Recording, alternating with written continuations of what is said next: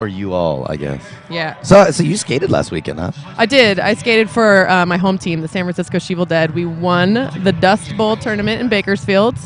Came away victorious, our very first trophy as a team. We're pretty excited about that. Right on. Well, congratulations. Thank you very much. I have some healing to do. Yeah, that looks like it hurts. Stop pressing my bruises, dump truck. What? It's too early. It's too soon. It's too soon. Too soon. They're too fresh. All right, game underway. T2 Taminator And it looks for like Pacific Roller Derby. it's going to be 4CE The Force. And, both the jammers in pretty close proximity. It looks like that track is a little bit slippery for these girls out there. People are, especially the jammers, are having a hard time hanging on in those turns when they're really cranking. Yeah, they're really wanting to go a lot faster. You can see them kind of teeter-totter a little bit as they're having to constantly adjust to their center of gravity because it just moves over 3 or 4 inches at a time. Yeah, and I noticed a couple of the Pacific girls have Poison wheels on their skates. That is what I would be skating on if I was on that floor. Tell for me more. sure. I love my Poisons. We have a sport court at the home at the Bay Area, and I really like the Poison wheels for them. I also like my Jukes a lot. Depending on what floor you're skating on, I don't know. I'm a big fan of Atom wheels. Yeah, Atom wheels are slightly on the fantastic side. Actually got to see Atomatrix and Tannibal the other day at the home of Wicked Skatewear in Huntington Beach, California. Ooh. And anytime they walk in, you're like, oh, there they are. They're amazing, amazing, amazing. And they put out a fantastic product. Speaking of fantastic dump truck, I think that Sin City Jammer has lead. I'm going to have to agree with you there. It's going to be Geneva Conviction, number 1949 for the fabulous Sin City Roller Girls. I'm not going to stop talking about how early it is. Wow, she got by on the outside, picking up a full 5 points. Nobody even touched her on that scoring pass. That's a jammer's dream right there. So far, it looks like she's been one of the few jammers that has kind of figured out what the speed should be coming in these turns because she hasn't really been slipping at all, which is one of the reasons why I think she was able to sneak up on the pack through that last run. It does look, too, like she has that grippy Poison wheel on the inside front of her skates. Someone's taking notes, and she picks up another 5 points. That is 2 Grand Slams. 2 Grand Slams. Pacific All-Stars still scoreless, and it looks like it's going to be 33 points for the fabulous Sin City Roller Girls. Fabulous. They're used to this desert heat, and could that be an advantage? It might be. I think the Pacific girls, maybe they need to put a humidifier over on their bench at halftime. Maybe that would help. I don't know.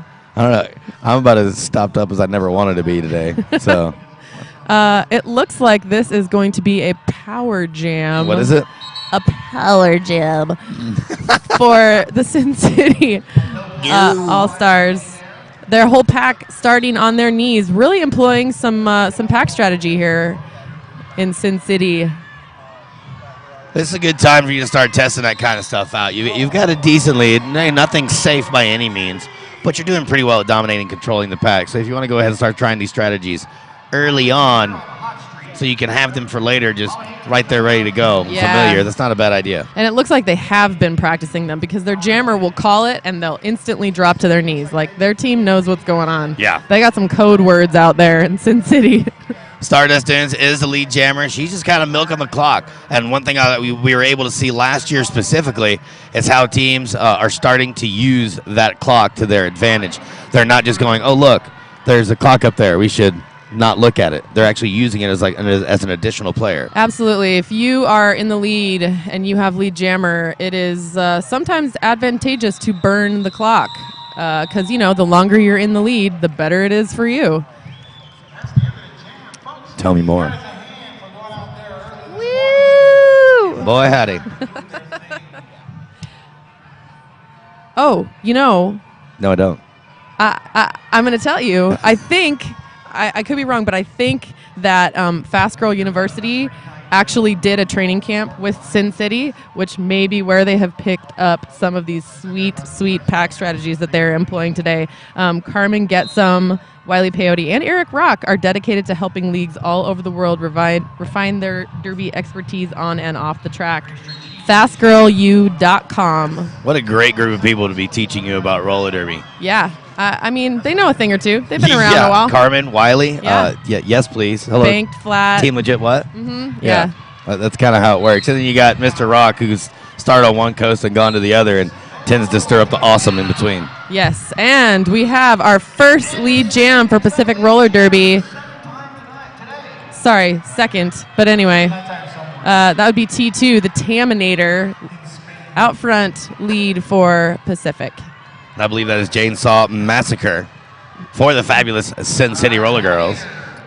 And Pacific Roller Derby looks like they're all kind of hanging out in the back of the pack, but what I think they should be doing right now is breaking up that front of the Sin City girls, scoring some points for their jammer.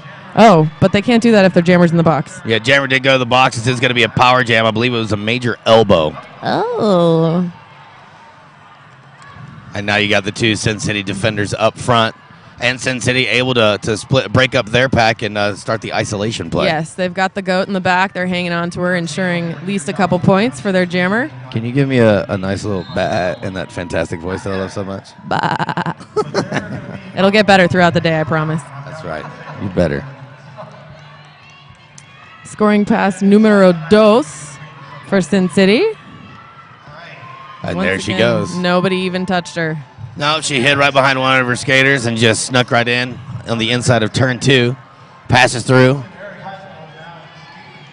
These turns really have to be slow when these jammers hit them.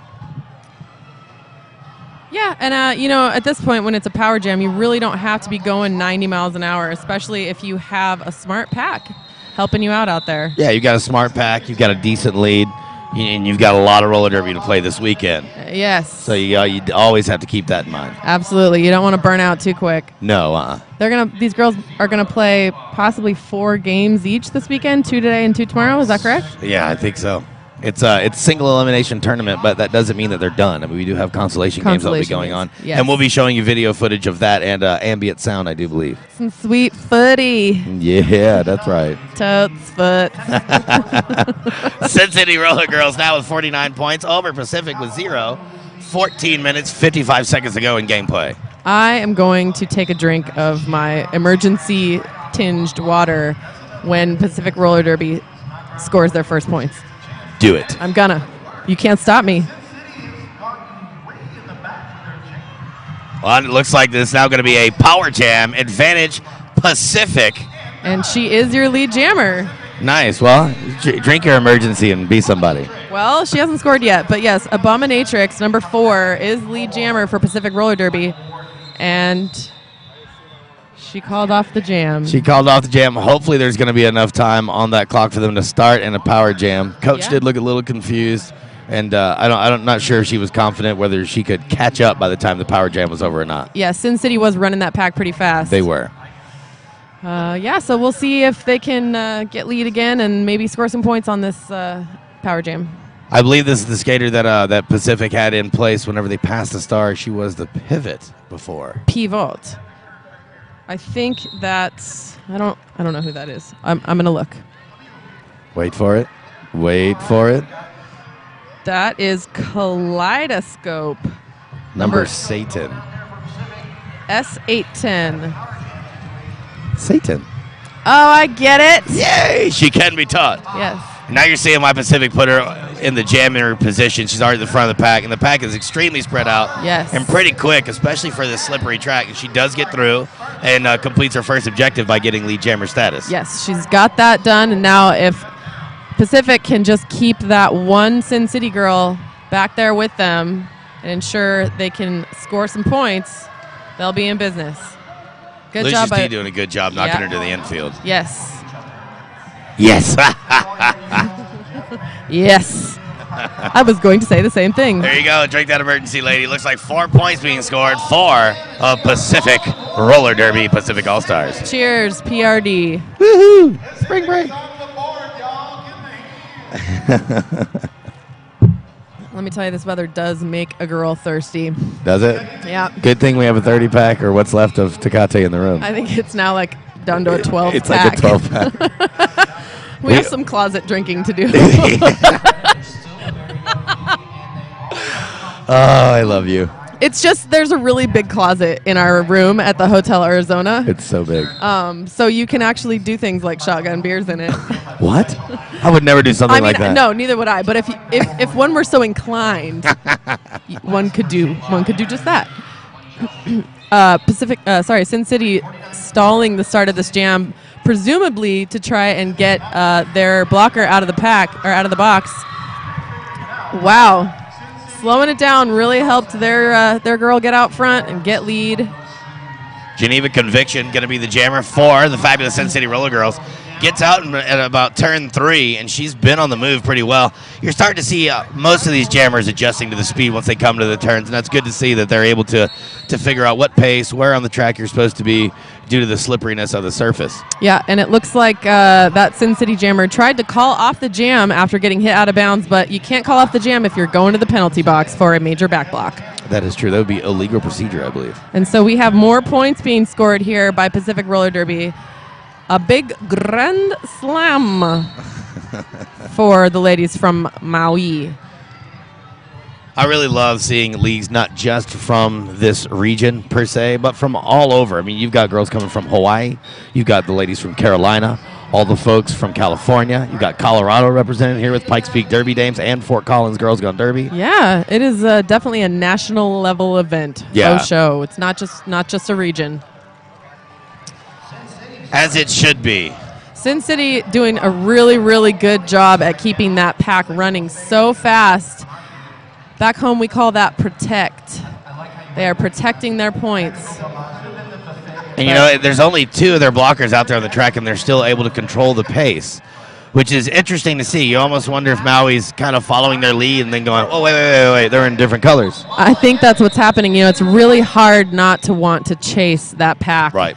When they're out there, but you know you got to dictate the speed of the pack and don't run after them. But it looked like Pacific did pick up a couple points. 13 Pacific All-Stars, 49 Sin City All-Stars. And these are those adjustments we were talking about earlier. You know, it's the first game. These are the first leagues that have been on this track in gameplay.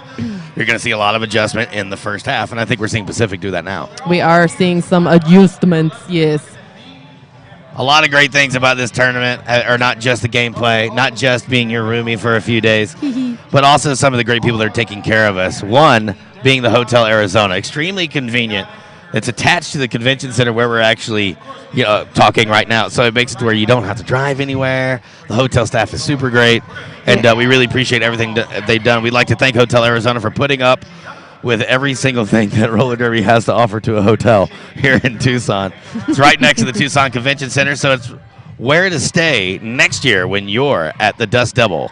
Check them out at thehotelarizona.com. I really hope the nice people at Hotel Arizona don't have a whole lot of barf to clean out of their carpets after this weekend. Oh, one can only hope. Yeah. And those the complimentary breakfast this morning, I was not expecting those potatoes to be that good. And my bacon tasted like bacon. Oh, yeah. It didn't taste like grease-flavored cardboard. No, it tastes like grease-flavored bacon. Nom, nom, Bacon. nom, nom. Bacon is delicious. You're delicious. Sometimes. All right. I think after an official timeout, we are back in action. 3 blockers on the track for Pacific Roller Derby and a mere 2 for Sin City. They're starting quite spread apart there. And this is an illegal procedure being called by Dick Derby, picking up the...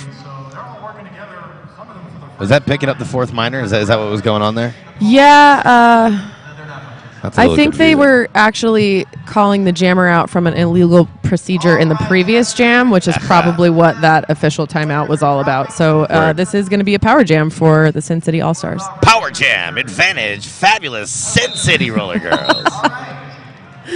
I don't think I'll ever get tired of that. You know, I really have a good time saying it constantly. 2 blockers being put on the track for the fabulous Sin City Roller Girls. Last time they were pretty successful in controlling pack play, and right now they're trying to do an isolation play here. Their numbers may be small, But it looks like their skating ability is definitely on the large. Yes, they can throw it around in Sin City for sure. They are doing a good job of exerting their force on that track. And Stardust Dunes number 55 for Sin City is going to be your lead jammer.